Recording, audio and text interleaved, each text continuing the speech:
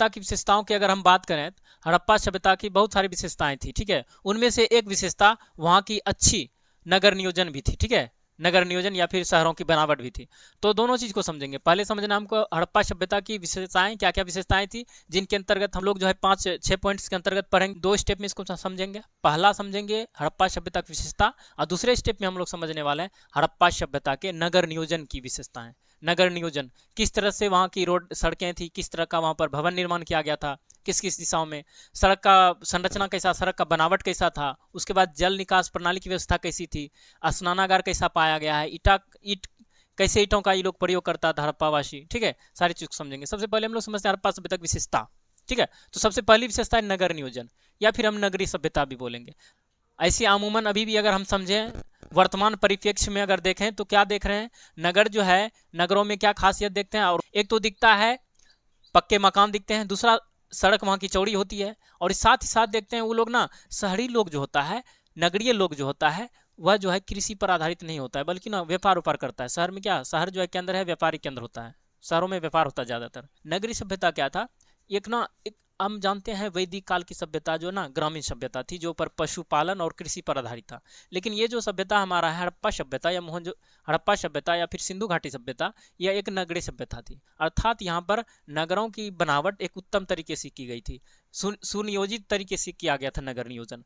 यहाँ पर जो है नालियों की व्यवस्था अच्छी थी, और सड़कों का व्यवस्था भी अच्छा था, सभी समकोण पर काटता था, जो कि वर्तमान परिप्रेक्ष्य में देखें तो ऐसा हमको शहर जल्दी मतलब प्राय नहीं मिलता है। उसके बाद यहाँ जो पॉइंट्स है, सड़क व्यवस्था, जल निकास प्रणाली, स्नानागार, अन्नागार, ईंटें, इसको बाद में देखेंगे। उसके बाद देखते हैं अगला कांस्य युगीन सभ्यता। कांस्य युगीन सभ्यता क्या होता है, कांस्य एक तरह समझते हैं। पहले कांसा जो बना होता है, हम लोग पहले से जानते हैं, सबसे पहले धरती पर अगर किसी धातु का खोज हुआ है या उपयोग हुआ है तो तांबा का हुआ है।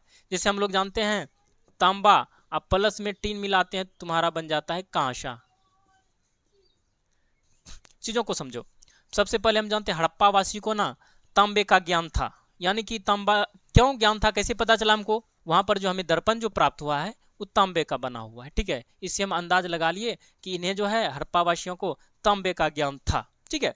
इन्हें लोहे का ज्ञान नहीं था, बल्कि तांबा से परिचित था। सबसे पहले तांबा ही प्रयोग में लाया गया धातु है। उसके बाद जो है तांबा में अगर टीन मिलाया जाता है तो कांसा बनता है। तो यहाँ पर लिखा गया कांस्य युगीन सभ्यता। कांस्य युगीन सभ्यता वैसे सभ्यता को कहेंगे जिस सभ्यता के अंतर्गत कांसा का प्रयोग किया गया हो, ठीक है। तो यहाँ पर याद रखना कांस्य युगीन या फिर ब्रॉन्ज एज सिविलाइजेशन बोलेंगे इसको, ठीक है। दूसरा पॉइंट आई होप समझ में आ गया होगा कि एक हड़प्पा सभ्यता जो था कांस्य युगीन सभ्यता था, ठीक है। उसके बाद जो है आदि ऐतिहासिक काल समझते हैं। ऐतिहासिक काल को हम 3 भागों में डिवाइड करते हैं, ठीक है। पहला होता है प्राग ऐतिहासिक, उसके बाद दूसरा होता है आदि ऐतिहासिक,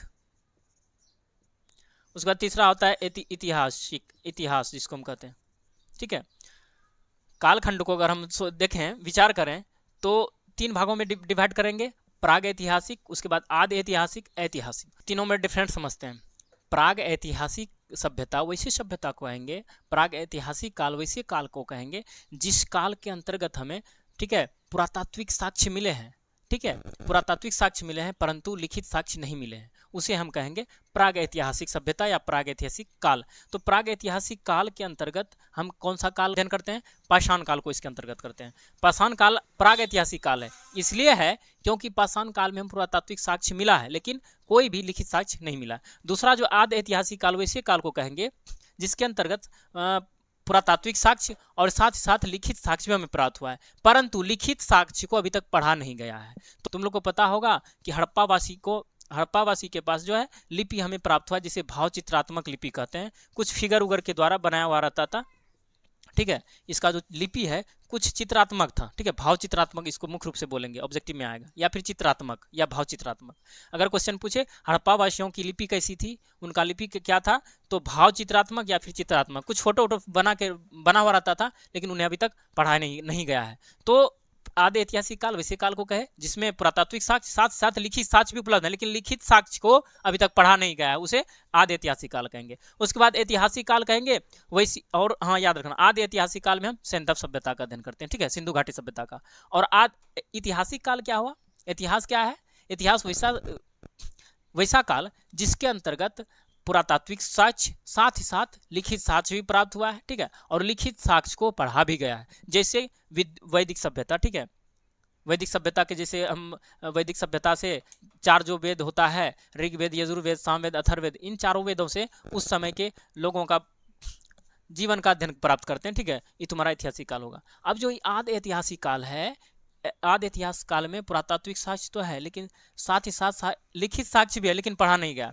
और लिखित साक्ष्य को जब पढ़ लिया जाएगा, यही जो इतिहास बन जाएगा, ठीक है, याद रखना। इतिहासकारों के द्वारा जो प्रयास किया जा रहा है हड़प्पावासी के लिपियों को पढ़ने का, अगर पढ़ लिया जाएगा तो आदि ऐतिहासिक से उसके इतिहास में आ जाएगा, ठीक है। यही अंतर, प्राग ऐतिहासिक, पुरातात्विक भी, लेकिन लिखित कोई साक्ष्य नहीं। उसके बाद आदि ऐतिहासिक में पुरातात्विक और लिखित साक्ष्य दोनों, लेकिन लिखित साक्ष्य को पढ़ा नहीं गया है, ठीक है। उसके बाद ऐतिहासिक, जिसमें पुरातात्विक और लिखित साक्ष्य मिले हैं और लिखित साक्ष्य को पढ़ा भी गया है, ठीक है। ये तुम्हारा हो गया ऐतिहासिक काल। तो मुख्य रूप से क्या समझे, आदि ऐतिहासिक सभ्यता है, मतलब इसके अंतर्गत ना हमें पुरातात्विक मिले हैं, लिखित भी, लेकिन लिखित लिपि को पढ़ा नहीं गया, ठीक है। ये तुम्हारा हो गया सिंधु घाटी सभ्यता का विशेषता। उसके बाद है शांति प्रिय सभ्यता। शांति प्रिय सभ्यता, हड़प्पा सभ्यता जो है, एक प्रमुख विशेषता इसकी शांति प्रिय सभ्यता थी, ठीक है। अब शांति प्रिय सभ्यता थी कैसे हमको पता चला, क्योंकि हड़प्पा का जब खुदाई किया गया, यहाँ से कोई भी ऐसा अस्त्र शस्त्र नहीं प्राप्त हुआ है। अगर अस्त्र शस्त्र, तलवार उलवार कुछ प्राप्त होता तो हम जान जाते ये लोग भी युद्ध करता उठता था, ठीक है।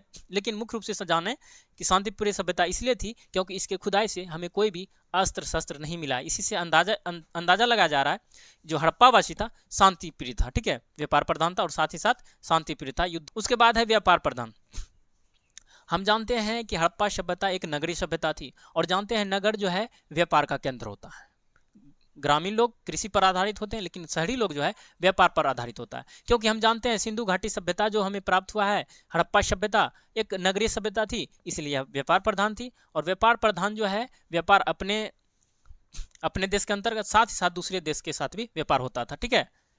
और उसके बाद व्यापार प्रधान समझ गए, चूंकि शहर था और शहरों में जो है प्राय व्यापार होता है, तो इसलिए हड़प्पावासी भी व्यापार पर आधारित है, ठीक है। एक सिंग वाला गेंडा मिला है अवशेष के साक्ष्य के रूप में, बैल का भी प्रमाण मिला है, लेकिन हाँ, बैल का प्रमाण इसलिए मिला क्योंकि ये लोग जो व्यापार प्रधान था, सामान को, माल को ढुलाई करने के लिए बैलगाड़ी का इस्तेमाल करता था, ठीक है। चक्का का भी अवशेष हमें मिला है, जो आगे क्लास में डिस्कस करेंगे, ठीक है। ठीक है, यहाँ तक क्लियर हो गया क्या था हड़प्पा सभ्यता की प्रमुख विशेषता है, जिसके अंतर्गत हम लोगों ने डिस्कस करा कि एक नगरीय सभ्यता के रूप में, उसके बाद कांस्ययुगीन सभ्यता है, आदि ऐतिहासिक काल की सभ्यता है, शांति प्रिय लोग रहते थे यहाँ पर, शांति प्रिय सभ्यता थी। उसके बाद व्यापार प्रधान था, कृषि नहीं के बराबर था, व्यापार प्रधान था, ठीक है। लेकिन मुख्य रूप से वहाँ का पेशा जो था व्यापार था, ठीक है। उसके बाद विस्तृत सभ्यता थी, ठीक है।